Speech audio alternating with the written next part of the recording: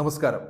Pork ചലഞ്ചും league ജമകളുടെ വർഗീയ കുലുക്കി സർബത്തും പന്നിയിറച്ചി ചലഞ്ച് നടത്തി പണം സ്വരൂപിച്ച് ദുരിതബാധിതർക്ക് നൽകുന്നതിനെ എതിർത്ത് ചില പോസ്റ്റുകൾ ലീഗുകാരുടെയും ജമാഅത്തെ ഇസ്ലാമിക്കാരുടെയും സാമൂഹ്യ മാധ്യമ പേജുകളിൽ കാണാനിടയായിട്ടുണ്ട്.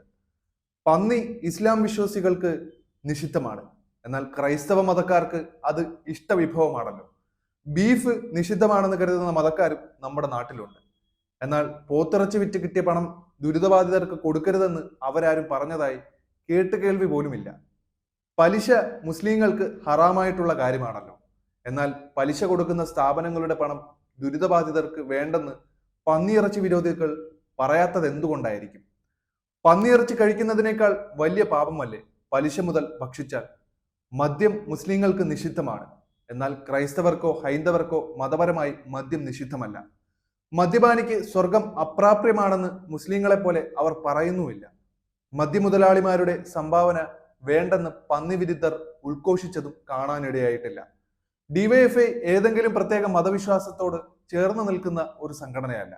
അതിൽ പന്നിയിറച്ചി കഴിക്കുന്നവരും കഴിക്കാത്തവരും ഉണ്ടാകും. ബീഫ് കഴിക്കുന്നവരും കഴിക്കാത്തവരുമുണ്ട്. പലിശ വാങ്ങുന്നവരും വാങ്ങാത്തവരുമുണ്ട്. ബീഫ് ചലഞ്ചും പോർക്ക് ചലഞ്ചും ഡിവൈഎഫ്ഐക്ക് ഒരുപോലെയാണ്. ബീഫ് കഴിക്കുന്നവനെ തല്ലിക്കൊല്ലണമെന്ന് പറയുന്നതും പന്നിയിറച്ചി കഴിക്കുന്നവരെ വെറുക്കണമെന്ന് പറയുന്നതും തമ്മിൽ എന്താണ് ഇവിടെ വ്യത്യാസമുള്ളത്?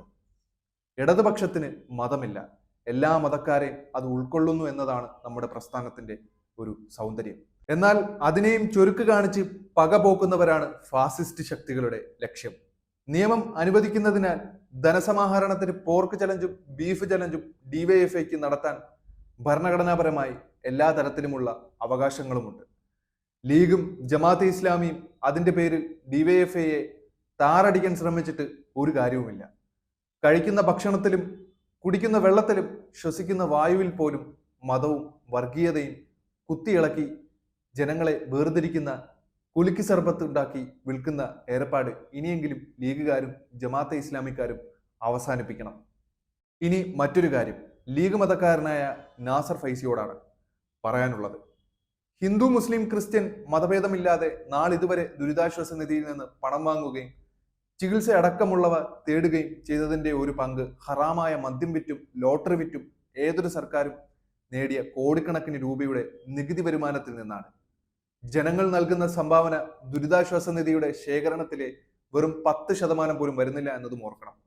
PF ഇൻഷുറൻസ് പദ്ധതികളിൽ എത്തുന്ന ഭൂരിഭാഗം പണവും മ്യൂച്വൽ ഫണ്ടുകളിലോ മറ്റു പലിശ കിട്ടുന്ന ഇടങ്ങളിലോ നിക്ഷേപിച്ച് ആ പൈസ കൂടി കാലാകാലങ്ങളിൽ വിവിധ കാര്യങ്ങൾക്കായി സർക്കാർ ഉപയോഗിച്ചു വരുന്നുണ്ട്.